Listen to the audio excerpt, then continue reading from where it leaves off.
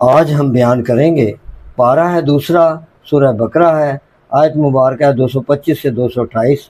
اعوذ باللہ من الشیطان الرجیم، بسم اللہ الرحمن الرحیم۔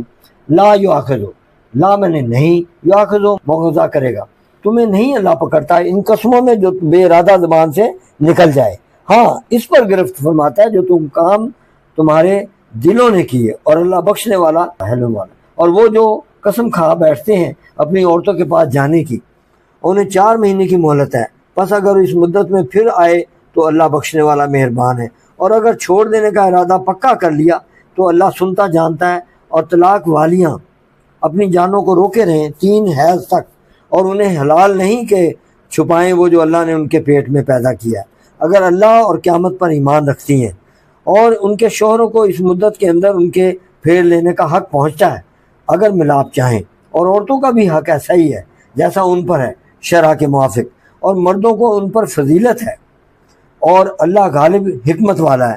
صدق اللہ۔ یہ تو ترجمہ تھا۔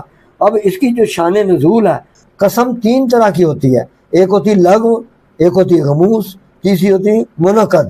لغو یہ ہے کہ کسی گزرے ہوئے امر پر اپنے خیال میں صحیح جان کر قسم کھائے اور در حقیقت وہ اس کے خلاف ہو، یہ معاف ہے اور اس پر کفارہ نہیں ہے۔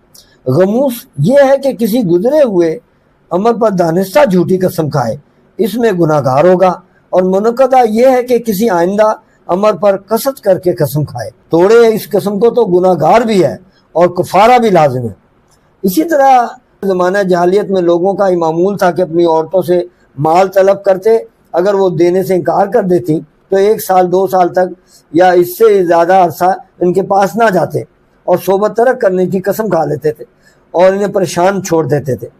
نہ وہ بیوی نہ تھی، نہ وہ کہیں بیوہ تھی، نہ کوئی شادی شدہ تھی، کہیں اپنا ٹھکانہ کر لیتی، نہ شوہردار کو شوہر سے آرام پاتی۔ اسلام نے اس ظلم کو مٹایا اور ایسی قسمیں کھانے والوں کے لیے 4 مہینے کی مدت معین فرما دی کہ اگر عورت سے 4 مہینے یا اس سے زائد عرصہ کے لیے یا غیر معینہ مدت کے لیے ترک صحبت کی قسم کھا لے، جس کو ایلا کہتے ہیں، تو اس کے لیے 4 ماہ انتظار کی مہلت ہے۔ اس عرصہ میں خوب سوچ سمجھ لے کہ عورت کو چھوڑنا ہے یا اسے رکھنا ہے۔ اگر رکھنا بہتر سمجھے اس مدت کے اندر رجوع کرے، نکاح باقی رہے گا اور قسم کا کفارہ لازم ہوگا۔ اور اگر اس مدت میں رجوع نہ کیا اور قسم نہ توڑی تو عورت نکاح سے باہر ہو گئی، اس پر طلاق بائن واقع ہے۔ مثلا اگر مرد صحبت پر قادر ہو تو رجوع صحبت سے ہی ہوگا، اور اگر کسی وجہ سے قدرت نہ ہو صحبت کے اوپر تو صحبت کا وعدہ رجوع سے ہوگا۔ اسی طرح اس آیت میں بھی متعلقہ عورتوں کی عدت کا بیان ہے۔ جن عورتوں کو ان کے شوہروں نے طلاق دی، اگر وہ شوہر کے پاس گئی تھیں، ان سے خلوت سے نہیں ہوئی، جب تو ان پر طلاق کی عدت ہی نہیں ہے، جیسے کہ آیت ما لکم علیہن من عدت میں ارشاد ہے کہ جن عورتوں بزرگی کی وجہ سے حیض نہ آتا ہو، جو حاملہ ہو، ان کی عدت کا بیان سورہ طلاق میں آئے گا۔ باقی جو آزاد عورتیں ہیں یا ان کی عدت و طلاق کا بیان ہے کہ ان کی عدت 3 حیض ہے۔ اسی طرح وہ حمل یا خون حیض، کیونکہ اس کے چھپانے سے رجت جو شوہر کا حق ہے والدیت کا وہ ضائع ہوگا، یعنی یہی متضائع ہے ایمانداری کی اہل جاہلیت عورت کو پریشان کرنے کے لیے کرتے تھے۔